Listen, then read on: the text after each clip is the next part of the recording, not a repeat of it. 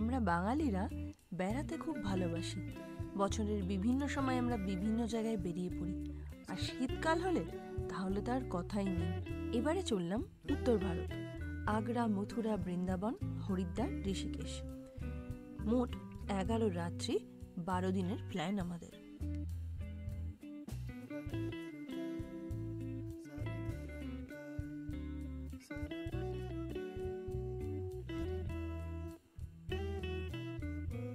Good morning বন্ধুরা, আমার চ্যানেলে আপনাদের সবাইকে স্বাগত। এখন প্রায় ভোর 5টা বাজে এবং যেহেতু শীতকাল তাই এখনও সেভাবে আলো ওঠেনি। আজকে এবারে আমাদের ট্যুর প্ল্যান হচ্ছে উত্তর ভারতের জন্য, আর আমাদের ট্যুরের প্ল্যানে রয়েছে আগ্রা, মথুরা, বৃন্দাবন, হরিদ্বার, ঋষিকেশ। তো পুরোটা কিভাবে যেতে হবে বলতে, আমরা যেমন যাচ্ছি এবার বাইকার রোড ট্রিপ, তো রাস্তা কেমন বাকি সমস্ত কিছুই অবশ্যই আপডেট করব। আর তাছাড়া কোথায় যাওয়ার কি দেখার এইগুলো আপনাদের অবশ্যই শেয়ার করব, তার জন্য অবশ্যই আমার ব্লগটা কিন্তু দেখতে হবে। ভোর প্রায় 5টায় বেরিয়েছি। ব্রাঞ্চটা সারলাম আমরা ধানবাদের খালসা বেজেসে। ব্রাঞ্চ এই কারণে আমরা ঠিক সকাল সকাল পৌঁছাতে পারিনি, কাজেই ব্রেকফাস্ট করতে পারিনি, আর লাঞ্চ টাইমের অনেকটা আগেই পৌঁছে গেছি, কাজে আমাদের ব্রাঞ্চ করতে হলো। আর আজকে আমরা থাকছি বিহারের বক্সারে। পৌঁছালাম বক্সারে প্রায় 7টা। যে হোটেলটায় থাকছি হোটেল বিশাল। আমরা ওভার ফোন বুক করেছি, যদিও এসেও বুক করা যায়, কিন্তু হোটেলটার লোকেশনটা খুবই অড ছিল, জাস্ট রেল লাইনের উপর, আর সারা রাত ট্রেনের আওয়াজ, যার জন্য একটুও ঘুমোতে পারিনি। কলকাতা থেকে বক্সার প্রায় 630 কিলোমিটার। তো একা ড্রাইভ করলে একদিনে এর থেকে বেশি দূর যেতে আমরা আর চাইনি।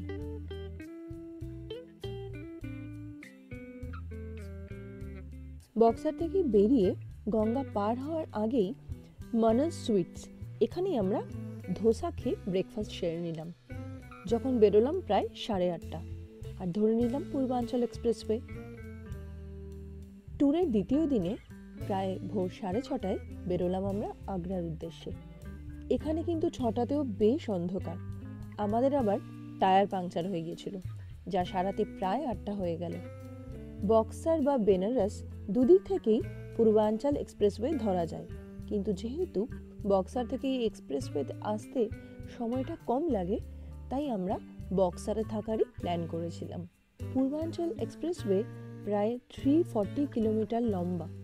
2021 সালে এই এক্সপ্রেসওয়ে পাবলিকের জন্য ওপেন হয়।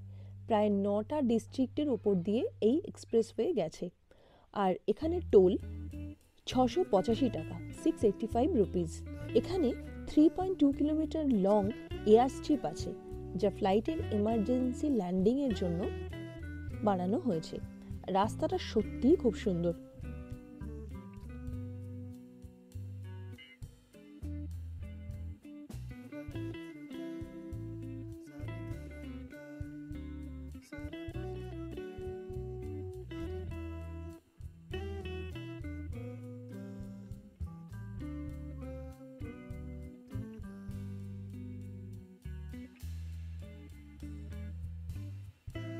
দুপুরে লখনৌতে লাঞ্চটা সেরে এগিয়ে পড়লাম আগ্রার দিকে। থাকছি আমরা আজকে আগ্রার তাজ-ইনে, তাজমহল গেটের একদম কাছাকাছি এই হোটেল।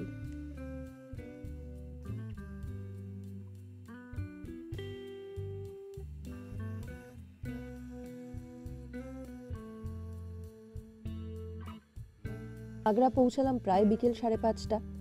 এরপর আমরা আশেপাশে একটু ঘুরে নিলাম, আর সদর বাজার থেকে নিলাম আগ্রার বিখ্যাত পেঠা, যা আমাদের বাংলায় চালকুমড়োর মোরব্বা নামে পরিচিত, তবে এখানে ডিফারেন্ট স্বাদের নানা রকমের পেঠা পাওয়া যায়।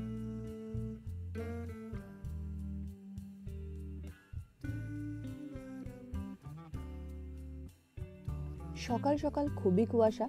আজকে আমাদের ট্যুরের তৃতীয় দিন। এর মধ্যে আজকে দেখে নিলাম আমরা আগ্রা ফোর্ট, তাজমহল, ফতেপুর সিকরি, বুলন্দ দরওয়াজা, জামা মসজিদ, সেলিম চিশতির দরগা। তবে আকবর টুম, মেহতাব বাগ এগুলো আমরা যেতে পারিনি।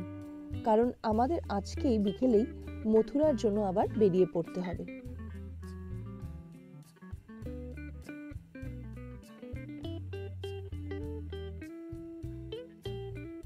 এগুলো দেখে মথুরার জন্য আমরা বেরিয়ে পড়লাম প্রায় সন্ধে 6:30।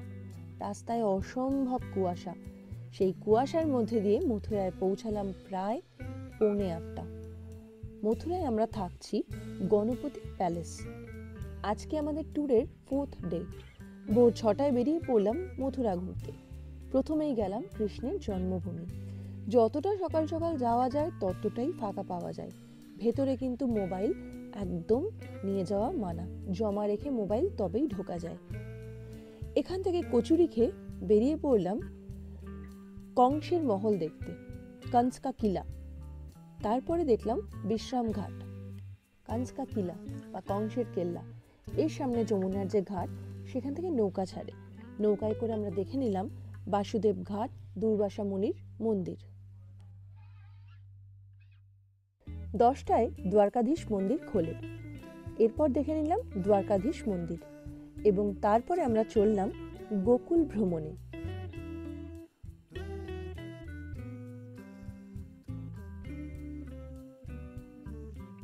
প্রথমেই গেলাম রাওয়াল, রাধা রানীর জন্মস্থান। এরপর একে একে নন্দ চক, যেখানে আমরা ঘুরে নিলাম মাখন গলি, বালকৃষ্ণ গলি এবং নন্দ মহল, নন্দ রাজার বাড়ি।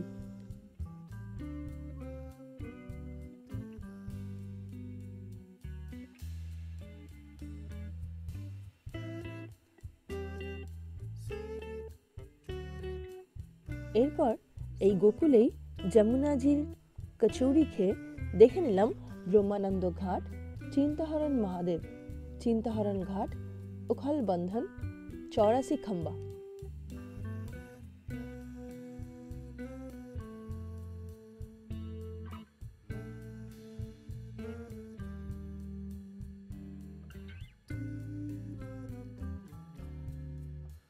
দাউজি মন্দির যেহেতু 4টের সময় বন্ধ হয়ে যায়, আমাদের 5 মিনিট লেট হয়ে গেছিল, তাই মন্দির বন্ধ হয়ে গেছিল। এরপরে আমরা গেলাম রমন রেতি, যেখানে মাটিতে গড়াগড়িটা কিন্তু দিয়ে নিয়েছি।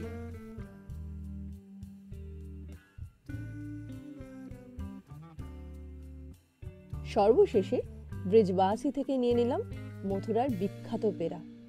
আগ্রার যেমন বিখ্যাত পেঠা, মথুরার বিখ্যাত পেড়া। আর রওনা দিলাম আমরা বৃন্দাবন। 7:30টার দিকে মথুরা থেকে আমরা বেরিয়ে পড়লাম বৃন্দাবন। আজকে 5th ডে। বৃন্দাবনেই আছি আজকে আমরা। বৃন্দাবনে মোটামুটি আমরা 4 রাত্রি থাকবো প্ল্যান রেখেছি। 25শে ডিসেম্বরে অসম্ভব ভিড় ছিল, তাই প্ল্যানটা আমাদের একটু চেঞ্জ করে ঘুরতে হয়েছে।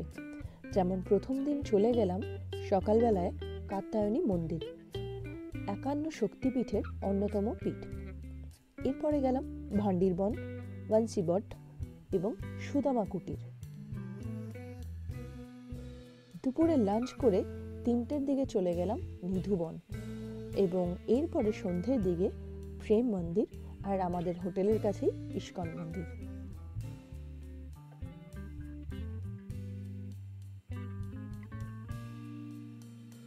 আর 6 নম্বর দিনে প্রথমেই যাচ্ছি আমরা নন্দগাঁও, বৃন্দাবন থেকে বেশ কিছুটা দূরে। প্রায় সকাল 7:30টায় রওনা দিলাম অটো করে নন্দগাঁওয়ের দিকে। পৌঁছাতে পৌঁছাতে প্রায় 9টার কাছাকাছি।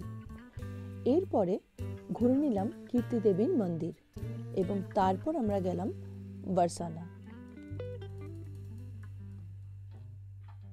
দুপুরে শুরু করলাম গোবর্ধন পরিক্রমা।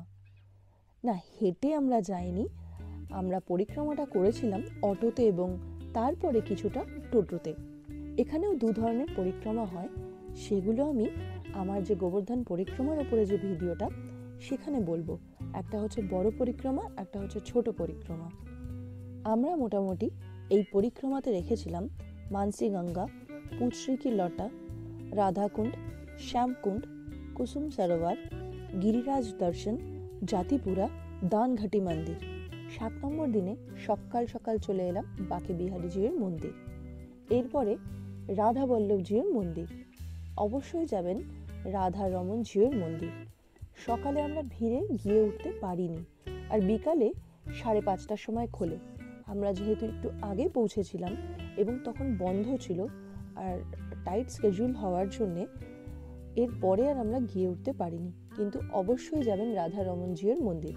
এরপরে দেখে নিলাম কালিয়াদেহ টেম্পল, শ্রী সনাতন গোস্বামী পাদর সমাধি, রাধা মদনমোহন মন্দির এবং কেসি ঘাট।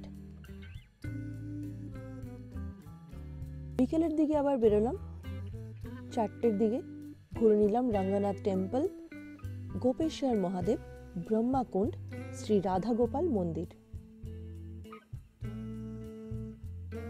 ডে 8 এই দিন আমরা বৃন্দাবন থেকে হরিদ্বারের দিকে রওনা দিলাম এবং হরিদ্বারে আমরা ছিলাম হোটেল গঙ্গা হেরিটেজে, একদম গঙ্গার উপরেই হোটেল।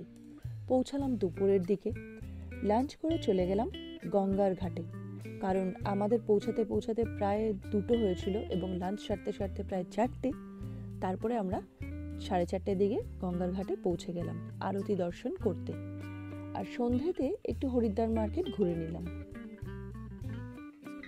9 নম্বর দিনে আমরা চলে গেলাম হরকি পৌড়ি ঘাটে এবং সকাল সকাল সেখানে স্নান করে এরপরে গেলাম মনসা দেবী আর চণ্ডী দেবী, এবং এই দুটো মন্দিরেই কিন্তু রোপওয়ে করে যেতে হয়। এরপর দুপুরে খেয়ে নিলাম দাদা বৌদির হোটেলে। এবার বেরিয়ে পড়লাম ঋষিকেশের জন্য। এবার বলে রাখি, এখানে কিন্তু আরও কিছু ঘোরার জায়গা আছে, যেমন দক্ষ প্রজাপতি কুণ্ড, তাছাড়াও ভারত মাতা মন্দির। তবে আমরা সেভাবে সময় করে উঠতে পারিনি, কারণ আমরা বৃন্দাবনে বেশ অনেকটা সময় কাটিয়েছি। এবার আজকে আমরা যাচ্ছি ঋষিকেশ। পৌঁছে গেলাম বিকেল প্রায় 4টে। ঋষিকেশে আমরা উঠেছিলাম ইন্দিরা নিকুঞ্জ। বিকেলের দিকে ঘাটে আরতি দেখে ফিরে এলাম। 10 নম্বর দিনে আমরা আজ সকালবেলা চলে গেলাম নীলকণ্ঠ মহাদেব টেম্পল দেখতে এবং তারপরে দেখে নিলাম নীলগড় ওয়াটারফল। বিকেলে চলে গেলাম ত্রিবেণী ঘাট আরতি দর্শনে, আর গেলাম রামঝুলা। লক্ষ্মণ ঝুলায় এখন কাজ চলার জন্য বন্ধ রয়েছে।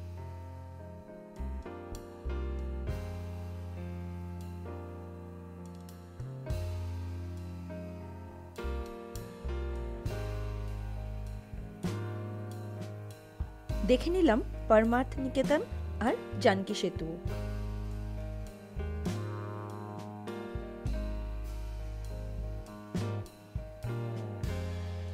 বিটলস আশ্রম কিন্তু অবশ্যই দেখে নেবেন।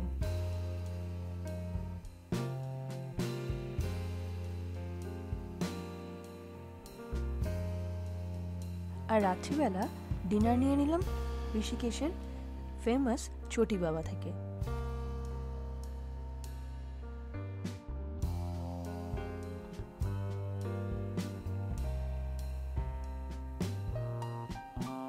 আমাদের আজ ট্যুর শেষ।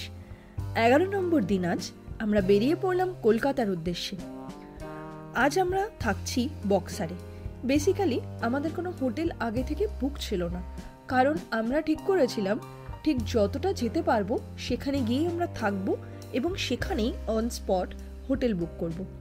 তো আমরা শেষমেশ বক্সারে থাকারই সিদ্ধান্ত নিলাম এবং বক্সারে আমরা যখন পৌঁছালাম প্রায় রাত 10টা। আমরা হোটেল অ্যাম্বাসাডার বুক করলাম। 12 নম্বর দিনে আমরা বেরিয়ে পড়লাম ডিরেক্ট কলকাতার জন্য। ট্রাক ধর্মঘট থাকার জন্য পৌঁছাতে বেশ কিছুটা লেট হয়েছে। আমরা পৌঁছেছি প্রায় রাত 10টা। এই ব্লগটা এখানেই শেষ করছি। প্রত্যেক জায়গা নিয়ে অবশ্যই আলাদা আলাদা ভিডিও দেব। আর এই ব্লগটা যদি ভালো লাগে তাহলে কিন্তু অবশ্যই লাইক, শেয়ার আর সাবস্ক্রাইব করবেন।